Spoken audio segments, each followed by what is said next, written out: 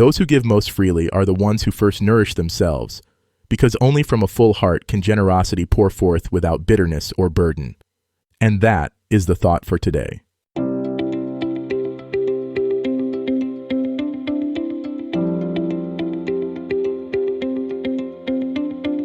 Welcome to 7 Good Minutes. I'm Clyde Lee Dennis. Thanks for joining me for what I believe will be 7 of the most enriching minutes of your day. In today's episode of 7 Good Minutes, we talk about owning your energy before you give it away. Enjoy. Every morning, you wake up with a finite amount of energy. Think of it as a precious currency that you'll spend throughout the day. But here's the question. Most people never ask themselves, are you consciously choosing how to invest this energy, or are you letting others spend it for you? The difference between these two approaches determines whether you end your day feeling fulfilled and grounded, or depleted and resentful. By the end of this episode, you'll understand why owning your energy before you give it away is one of the most important skills you can develop, and you'll have practical tools to protect and direct your energy with intention. We live in a world that constantly demands our attention and energy. From the moment we wake up, we're bombarded with requests, notifications, expectations, and emergencies that aren't really emergencies. Family members need our help, colleagues want our input, friends seek our advice, and social media platforms compete for our focus. Before we know it, we've given away our most precious resource without ever stopping to ask whether these investments align with our values and priorities. The problem isn't that people need things from us. The problem is that we've never learned to distinguish between giving our energy consciously and having it taken from us unconsciously. When you give your energy away without first owning it, you become reactive rather than responsive. You end up living everyone else's agenda while your own dreams and needs get pushed to the back burner. Owning your energy means taking responsibility for how you feel, what you focus on, and where you direct your attention. It means recognizing that your emotional state is not at the mercy of external circumstances, but is something you can influence through conscious choice. This doesn't mean you become selfish or uncaring. It means you become more intentional about when, how, and to whom you offer your gifts. Think about the people in your life who seem to have endless energy for what matters to them. They're not necessarily more talented or blessed with better circumstances. They've simply learned to guard their energy, like the precious resource it is. They say no to things that drain them, so they can say yes to things that fulfill them. They set boundaries, not to keep people out, but to keep their own vitality in. Here's a simple practice that can begin to shift this pattern.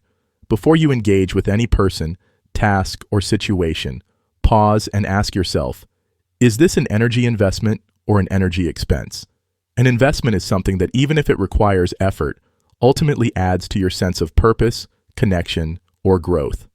An expense is something that depletes you without offering meaningful return. This doesn't mean you should only do things that feel easy or pleasant. Sometimes the most meaningful investments require significant energy up front. Caring for a sick family member, working on a challenging project that aligns with your values, or having a difficult but necessary conversation can all be energy investments, even though they're demanding. The key is consciousness. When you're aware of how you're spending your energy, you can make choices that honor both your own well-being and your desire to contribute to others.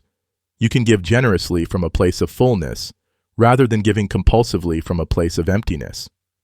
I've watched people transform their entire life experience by learning this one skill. They report feeling more present in their relationships because they're choosing to be there, rather than feeling obligated. Their work becomes more fulfilling because they're investing their energy in projects that matter to them.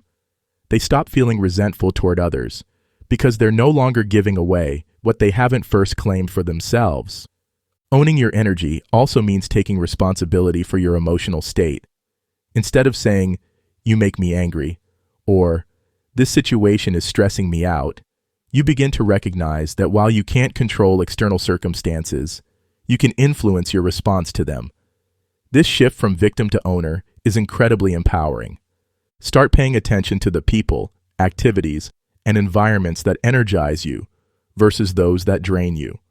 Notice the difference in how you feel after spending time with different people or engaging in different activities. This awareness is the first step toward making more conscious choices about where you invest your precious life force. Remember, you can't pour from an empty cup. Taking care of your own energy isn't selfish. It's essential. When you own your energy first, you have more to give to the people and causes that truly matter to you. You become a source of strength rather than a drain on others. Setting boundaries around your energy doesn't mean building walls around your heart. It means creating a sustainable way to love and serve that doesn't leave you depleted and resentful.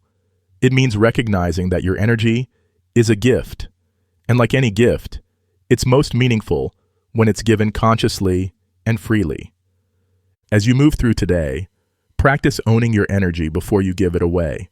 Notice when you're making conscious choices versus when you're operating on autopilot.